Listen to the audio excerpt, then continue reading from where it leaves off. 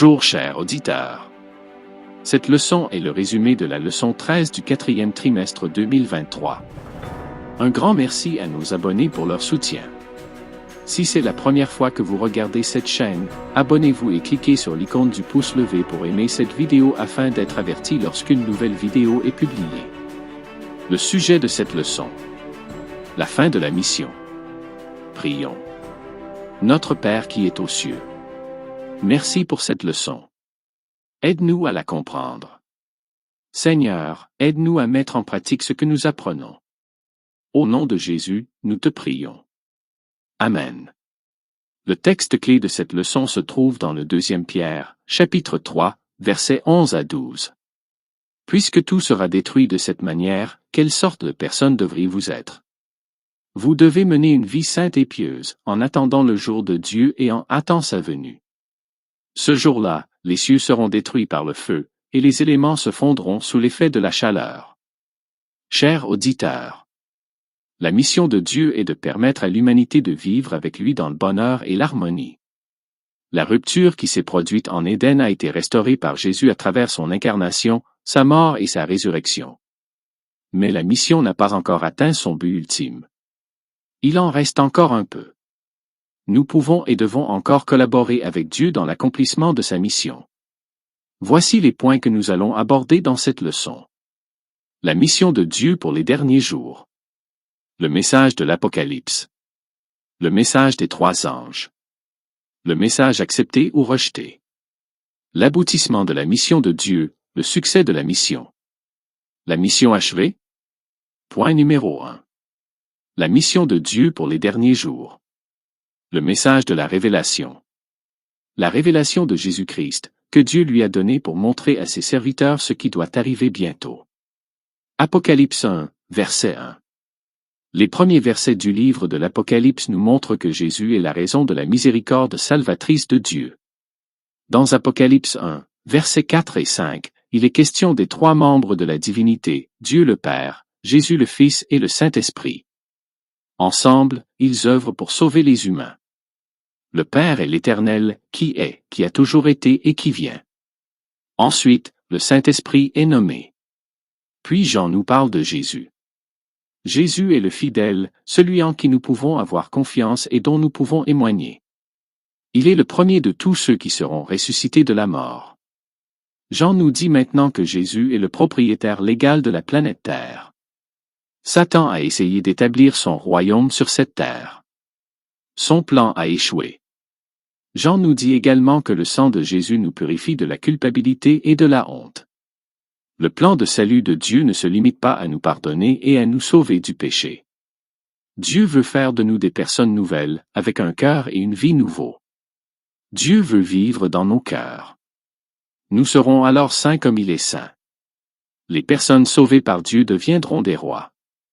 Jésus a versé son sang pour nous. Son sang nous fait entrer dans la famille de Dieu. Parce que nous faisons partie de la famille de Dieu, nous sommes maintenant les enfants du roi qui contrôle tout dans les cieux et sur la terre. En tant que membres de la famille royale, nous rejoignons la famille royale au ciel dans son travail pour sauver les gens sur cette planète. Point numéro 2. Le message des 3 anges. Puis je vis un autre ange qui volait au milieu des airs, et qui avait l'évangile éternel à annoncer aux habitants de la terre, à toute nation, à toute tribu, à toute langue, à tout peuple.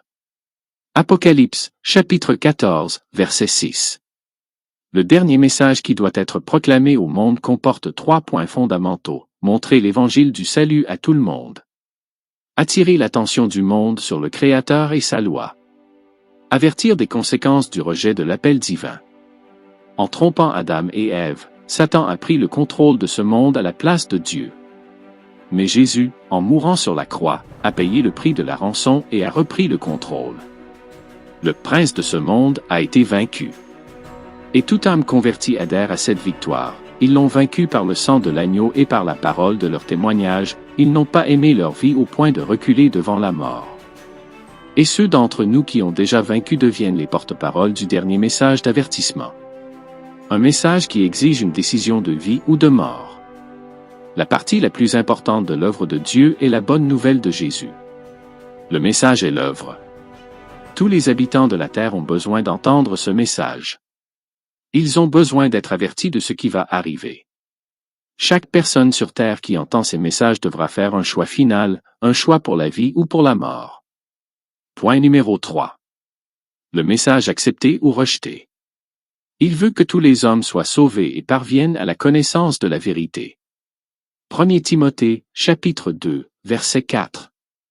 En offrant le salut, Dieu n'exclut personne. L'appel est universel. Dieu est amour, et cet amour est offert à tous de manière égale. Mais ce n'est pas parce que le salut est offert à tous que tous l'acceptent. Car beaucoup, tout en connaissant Dieu, ne le glorifiaient pas comme Dieu, et ne lui rendaient pas grâce. Certains obtiendront le salut sans même en avoir entendu parler. Mais au temps de la fin, il viendra un moment où chacun aura clairement entendu le message et prendra une décision à son sujet. Satan fera pression sur le monde pour qu'il adopte des lois contre la liberté de conscience et empêche les gens d'accepter le message. L'humanité sera divisée en deux groupes, ceux qui acceptent Jésus et ceux qui le rejettent. Jésus aime tout le monde. Certains penseurs bibliques enseignent que Jésus n'est mort que pour un petit nombre de personnes. La Bible nous dit que Jésus est mort pour tous les hommes. Si vous êtes un être humain, Jésus est mort pour vous.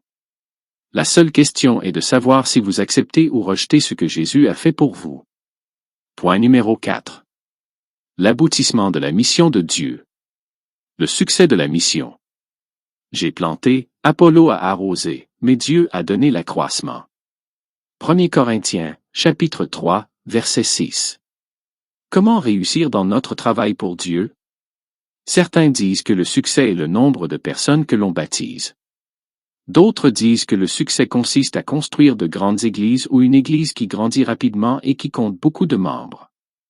Ou peut-être pensons-nous que le succès consiste à partager la bonne nouvelle avec les gens partout dans le monde. Toutes ces idées sont bonnes. En même temps, nous devons nous rappeler ce que Paul a écrit à l'église de Corinthe, « J'ai planté la semence et Apollo l'a arrosée. » Mais c'est Dieu qui a fait pousser la semence. Notre tâche consiste à faire le travail. Dieu bénira nos efforts. C'est lui qui commande. Nous avons déjà vu que Dieu veut sauver des gens perdus dans tous les groupes de la terre. Il veut en faire des disciples fidèles de Jésus qui travailleront avec lui dans son œuvre pour sauver d'autres personnes. Point numéro 5. Mission achevée? Nous attendons cependant, selon sa promesse, de nouveaux cieux et une nouvelle terre où la justice habitera. 2 Pierre, chapitre 3, verset 13. Dieu va faire toutes choses nouvelles. Dans ce nouveau monde, il n'y aura plus de mort, ni de cris, ni de pleurs, ni de douleur. Apocalypse 21 verset 4. La mission aura enfin été accomplie, avec une terre remplie de gens de toutes ethnies et cultures désireux d'adorer Dieu. Des gens pleins d'amour et de bonheur. Il est donc très important que nous cherchions la meilleure façon d'atteindre tous ces gens de toutes les ethnies et de toutes les cultures. La mission de Dieu est-elle vraiment terminée, cette mission dans laquelle Dieu a cherché à demeurer éternellement dans une heureuse harmonie avec nous? Tous ceux d'entre nous qui ont pris la décision d'aimer Dieu et d'accepter son sacrifice feront partie de la mission divine pendant toute l'éternité, apprenant chaque jour un peu plus l'amour de Dieu. Chers auditeurs, le défi de cette semaine est le suivant. Priez pour des occasions de communiquer la promesse d'une nouvelle terre aux personnes figurant sur votre liste de prières quotidiennes. Le défi avancé consiste à développer une stratégie pour remédier aux faiblesses. Partagez vos idées avec les responsables de votre Église et travaillez avec eux à la mise en œuvre d'un plan pour devenir une Église qui fait plus intentionnellement des disciples. C'est la fin de cette leçon. N'hésitez pas à la partager avec vos amis et vos proches et à participer à cette mission. Que Dieu vous bénisse.